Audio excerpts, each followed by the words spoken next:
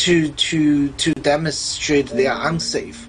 It's a technology done by private companies. These electric companies are private companies that have the right to install this on your house, destroy your health, and there's no accountability at all. While industry has failed to do any peer-reviewed studies on smart meters and health effects, a growing body of independent research is now starting to accumulate. It is our experience as physicians that everybody is equally electrosensitive. You install this thing, measurably certain things in your health go down. You know, we're tracking now certain sensitive parameters of it. One is an inflammatory marker called TGF-beta-1, goes way, way up as soon as the smart meter is installed. The MMP9, that's metalloproteinases, go way, way up. These are inflammatory markers. The copper level in the serum goes up as a sign of chronic inflammation driven by something that's suddenly there. The hormones go way off. The neurotransmitters go way off. So we have lab tests that we can show. Here's a patient, we monitor him for 10 years before, he was completely normal. The smart meter was installed 6 months later. The patient looks like a dying patient from the lab work.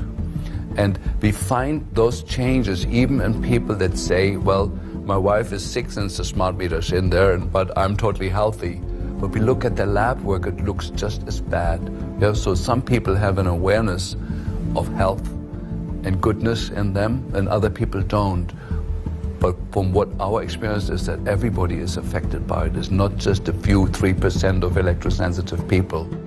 Did you hear about people coming to you as far as having complaints about illness? We were made aware of health complaints following installation of smart meters, and we wanted to verify this using our field work. So I measured the field of about 30 different people while they stood 1 foot in front of the smart meter, and in every single case the human energy field was obliterated as they stood in front of the smart meter. We wanted to then verify this at the physical level using dark field microscopy, and then we also did a control group to find out if the old analog meters had the same effect on the blood as the smart meter. So in our first slides what we see is normal cells, and the structure of the cells is intact and sound. This is what we would expect from a normal sample. With the subject standing 1 foot in front of the analog meter, there were no significant changes to these blood samples in any of the 3 that we tested. In our second set of tests, we're using the smart meter. Before the exposure, we see the same thing as we saw in the first samples. Normal cell walls, fairly separated and looking healthy. So after 2 minutes of exposure in front of the smart meter at about 1 foot away, we see a totally different story. Sample 1, you can see a lot of degradation in the cells. The cell walls have been broken, and you see changes in the cells which are called mycoplasma. It shows a mutation to the cell. In the second sample, we see a different type of degradation to the cell membranes. You can see a corrugation here. This is called bottle cap formation, and it's known that this occurs due to oxidation or exposure to free radicals. So this third subject, when we did her sample, she had to be pulled away from the meter after 45 seconds because she complained about an increasingly severe headache. And here you see a phenomenon called rouleau, where the red blood cells are stacking up, which makes it very difficult for the blood to deliver oxygen to the tissues as they would be their normal function. Every single one of these is a degradation. Every single one of these shows a trauma to the blood cells, and that came from something, and the only variable was the smart meter.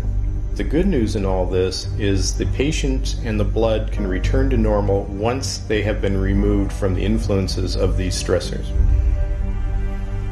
So this thing about electrosensitive, 3 or 5% of people are affected and everyone else is okay, I mean, what do you have to say about that? There are changes whether they feel them or not. Maybe they're not out there complaining about it or trying to make other people aware of what it's doing to them, yet they're still being affected by it. While most of industry continues to use fine print and loopholes to evade accountability, there is a worldwide paradigm shift steadily underway. 60,000 doctors in the American Academy of Pediatrics are paying attention.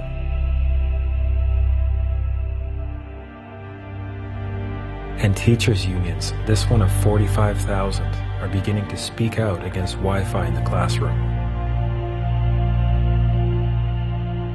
Some regions are taking steps to cut the power of cell phone masts by 90%. And in many areas, towers are starting to come down altogether. But governments such as the US want smart grids and high-powered Wi-Fi mesh networks to blanket everywhere and everything. As industry cleverly camouflages itself, concealing the harm it is doing.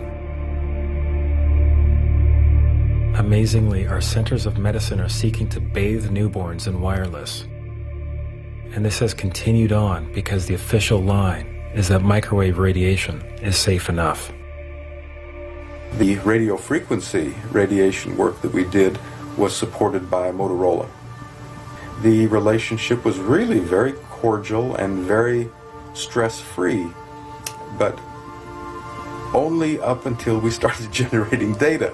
These folks were very, very upset and began to talk about how are they going to handle this, what sort of spin can we put on this, what can we expect from this, and from that point on the relationship changed. What we saw was that Motorola began to exert more and more control over the work, telling us what to do, telling us how to write abstracts, what to say in the abstracts, what to say in the papers, how to do the work. No, don't do this. Yes, do it this way. This was unacceptable. I had completed our study of DNA damage, and I submitted the final report to Motorola. The point is, I kept getting nothing from these people. They simply weren't willing to accept my interpretation of my study, my evaluation of my study, my knowledge of science at that point, and tried to urge me not to publish the study. They didn't tell me not to. They just said, no, this isn't ready for publication, and they wanted me to do more work. I think one has to exercise caution at this point, and what makes the cellular telephone research area so difficult right now is there is no money available for research other than that's coming from industry. So, I mean, what does this do? I don't have any faith in what comes out. I have absolutely none, not with my dealings with industry so far. When I filed my initial complaint, Central Maine Power responded with a 250-page, basically rebuttal on why smart meters are so safe, and they hired Exponent, which is a science and consulting firm that has represented the tobacco industry. They've represented the asbestos industry. So this is a firm that industry hires to prove that dangerous products are safe.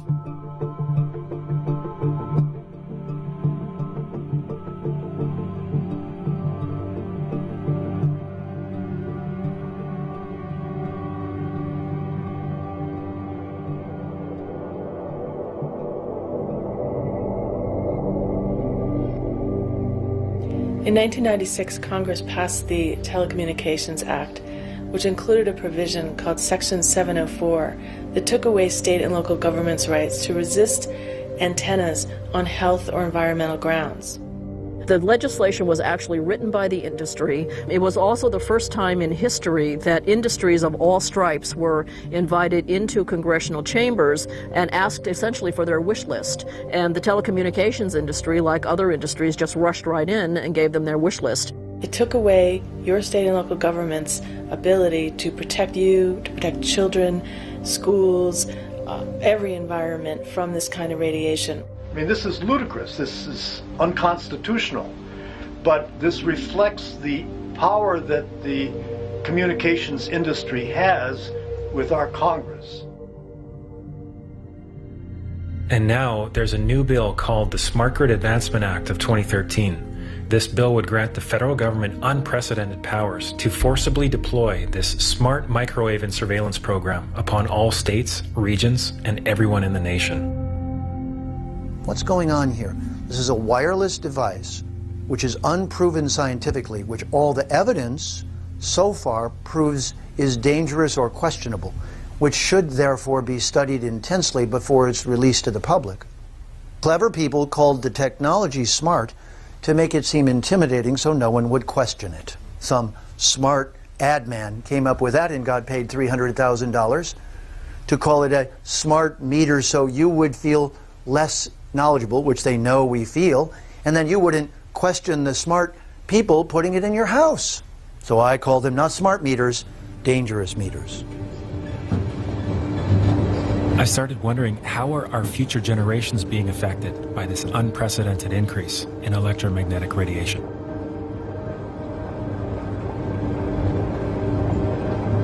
I had a son that was going to school at San Diego State University, and he called me and he said, "Mom, I've got the worst headache." He says, "I'm projectile vomiting all over my apartment." And I said, "Get to the hospital." And the emergency room doctor at Sharps Memorial Hospital in San Diego called me, and he said, "Your son has bleeding in the brain." And I said, "We'll be there immediately." And my son had surgery that evening. When he got out, Dr. Tanawai told us that my son had brain cancer, and it was either the very worst or the second worst type of brain cancer you could have. It was nothing but chaos for 7 months. We moved him back home and had to pack everything that he owned in California and brought him home, and he only survived just shy of 7 months, and he died October 11th of 2008. August 7th of 2009, I typed in cancer clusters, and I saw SDSU, San Diego State University brain cancer cluster. And I read this article over and over, and I think it put me in shock, and I ended up on the floor for the rest of the day. But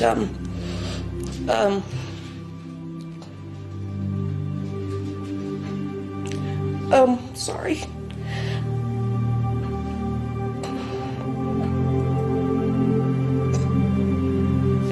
I realized they were talking about my son, so I immediately started contacting SDSU, the administration, and I felt myself just being bounced around. Nobody wanted to deal with me. So I got in my car and I drove out to San Diego for the whole month of October of 2009. And I went over onto the campus. In these articles, they talked about a cell tower. And I went over there, and there's this huge cell tower that's outside of this building, which towers above NASA Tier Hall and room 131, where all these kids and people have come down with brain cancer.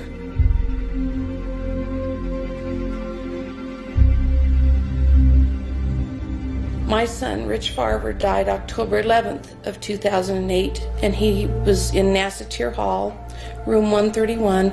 Professor Charles Cutter died June 19th, 2008, NASA Tier Hall, room 131. Lou Terrell, diagnosed with primary lymphoma brain cancer in 2008. He was in the room right next to room 131. Dwight Anderson died in 2008, NASA Tier Hall. Miss Laurel Amtower died August 29th of 2010. Richard Funston died, and he was also located in NASA Tier Hall, room 131. I just think that this wireless stuff, we just need to get a handle on it and warn the public. But I just want parents to know, and I want kids to know that these are very dangerous. And these are on many, many college campuses. A reporter from the San Diego Tribune that I'd contacted actually called me at home, and he said, "This story will never get out in San Diego." And I said, "Why?" And he said, "Because of money."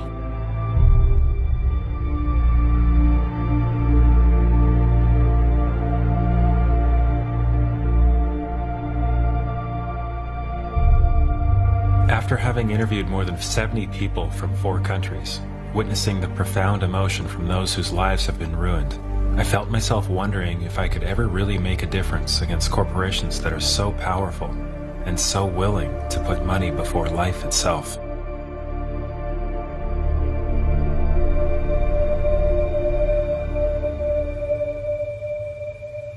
So here's UPA installers crossing over locked fences and against consent. On January 23rd, with premeditated malice and forethought, our city manager, in collusion with our city's administrative police chief, ordered an all-out assault on many of the citizens' personal property by cutting locks, illegally trespassing, threatening tax-paying citizens, mostly women and elderly, and actually arrested two of our stay-at-home moms on trumped-up charges for refusing installation of smart meters. Get off my property right now. No! No! When the full force of the city's police department is turned on its own people, it's time for a radical and immediate change. Now, I just spoke with Naperville city manager a few minutes ago, who says the city is within its legal rights to enter private property and install those smart meters. The meters, they say, are their property. He also says that the meters are safe. He also says the women deserve to be arrested if they violated the law. But exactly what those misdemeanor charges are, we still don't exactly know.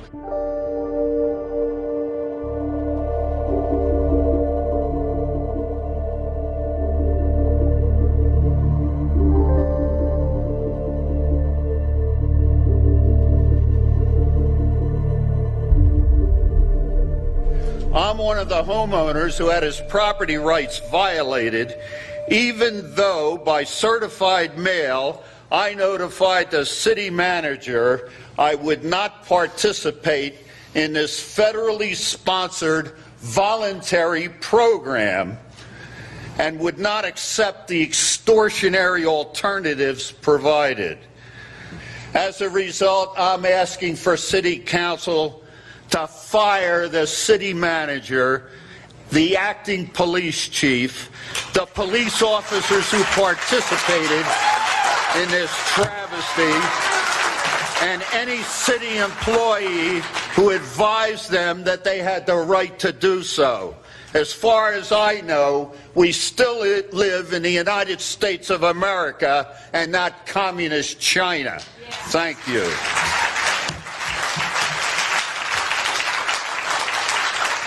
There will be a 5-minute recess until you settle down and obey the rules, or we won't continue. We have a 5-minute recess. This is thankfully a contrast to the behavior of most city councils who are made aware of the facts.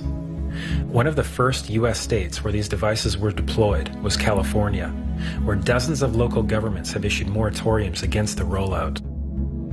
I vigorously support this action today. I'll be voting in the affirmative both on the moratorium and on Supervisor Kinsey's proposal to send letters to the governor. This action that we're taking today, and one that I support, is a political action. And don't be deceived that political actions don't work. Think about the American Revolution. Ms. Wolf? Aye. Ms. Favre? Mr. Lavignino? Mr. Carvajal? Aye. Ms. Gray? Aye. We represent people, and they can get pushed so far, and then they say that we've had enough. And I think that that's what's going to happen. Many have now criminalized installation and are fining the utility for every device they attempt to install. As a result of a grassroots movement to spread awareness, the vast majority of U.S. states and Canadian provinces have active groups who are fighting back. And worldwide, the trend continues. Many are asserting their rights for the first time in their lives. But utilities still are not yielding. And in many areas, they're attempting to impose fees for those who do not want their so-called upgrades. An opt-out is an agreement to pay to not be harmed. An opt-out is volunteering into extortion. An opt-out says that if I don't pay you, you have the right to harm me. So that doesn't work.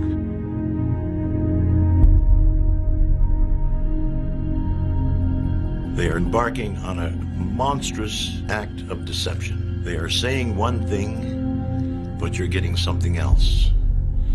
And I see that as a form of extortion. You either take our energy the way we want to give it to you, or we're going to cut it off. That's extortion. That's a criminal offense. As a fraud cop. I'm just wondering when the world's going to wake up. You put a story out there, it's wrong, but what the heck?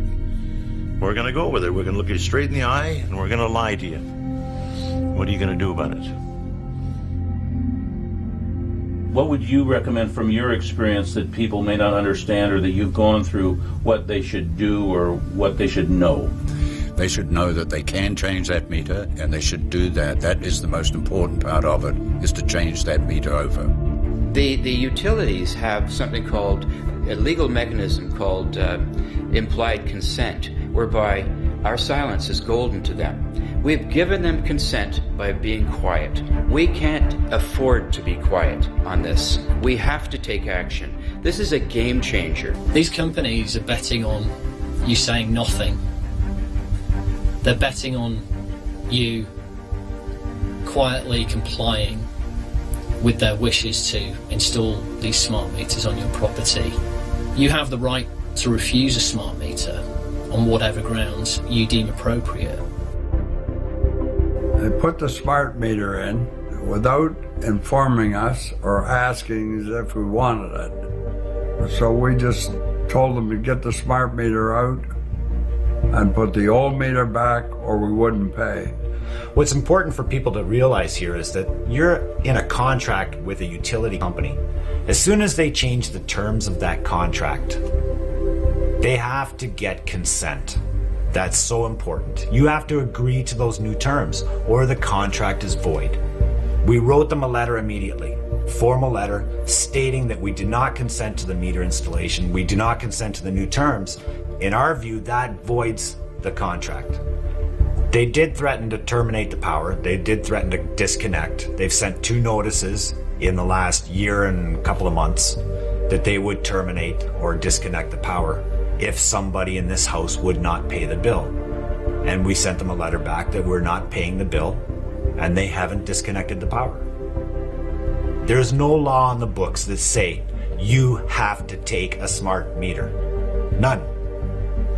What about if thousands and tens of thousands and millions of people all did this? Oh, it would collapse in a day. You can't have radiation emitting surveillance devices on everyone's home if people want to assert their rights. So we're in a very strange time in history where your power company, that's supposed to be this innocent provider of electrical service, has become your assailant. And you are required, in order to protect yourself, you're required to fight back. You're required to stand up and say, no, this is wrong, and I'm not going to permit it.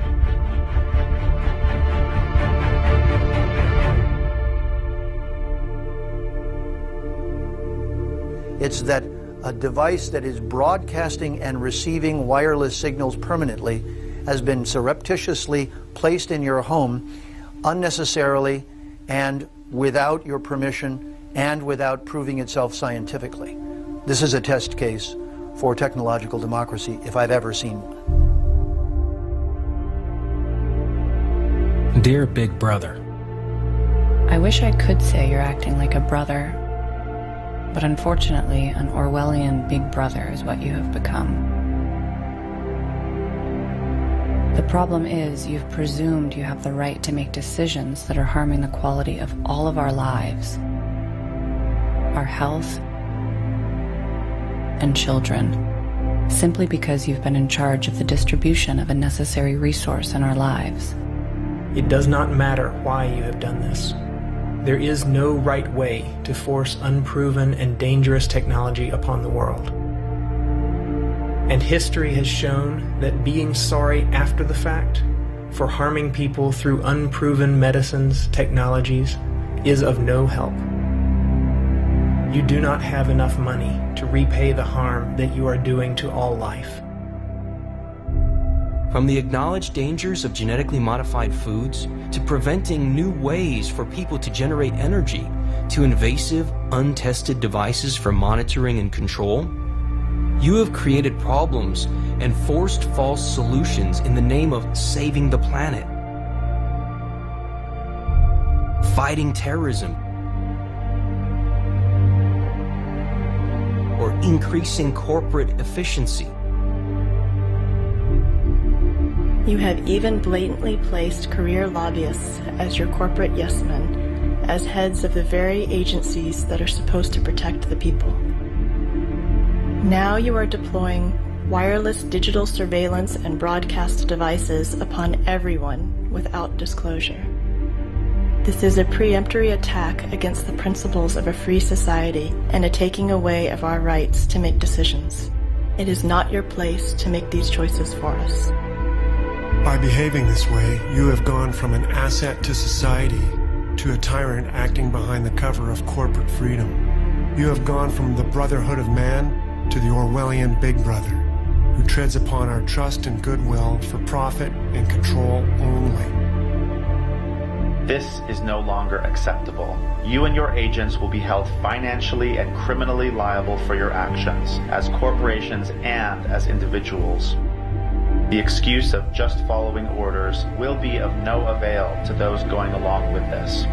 We're now at a turning point when great numbers of people, even those on your payroll, those most subject to your campaigns of half-truths and skewed science, are beginning to see higher, are being inspired to speak out and bring down your dreams of dictatorship, and are courageously creating solutions.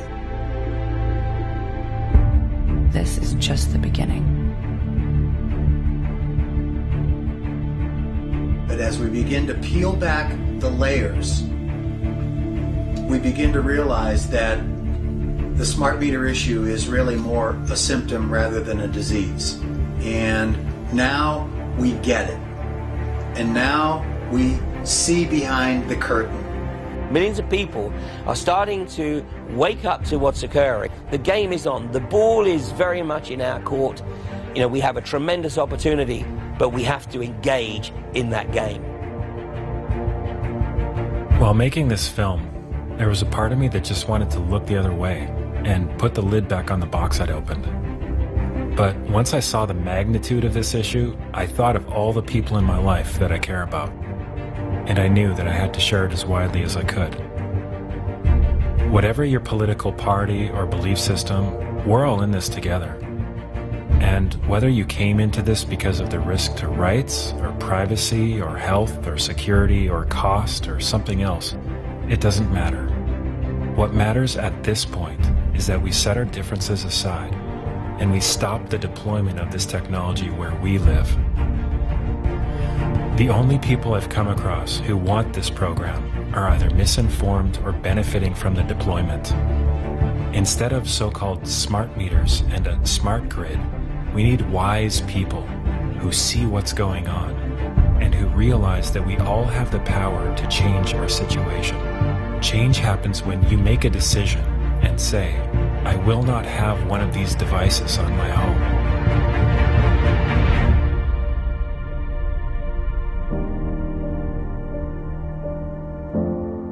There is no legal requirement for you to have one of these meters, even though utilities are trying to intimidate people into accepting it, as if it was the law. To assert your choice and protect your foundational rights and health, you need to notify your utility. Otherwise, the choice will be made for you. Share this film online with everyone you know. You can also host a screening in your community or for your city council. It starts with us, but we are not alone. All around the world, this is a time of social awakening. A wave is sweeping the planet, inspiring millions of people to stand up to corrupt corporate governments. The veil of illusion is lifting, and we're all finding our voice. Because this agenda is being implemented as we speak, we all have to act now. Not only can we make a difference, but we must. Together, we will build a safer and more abundant world.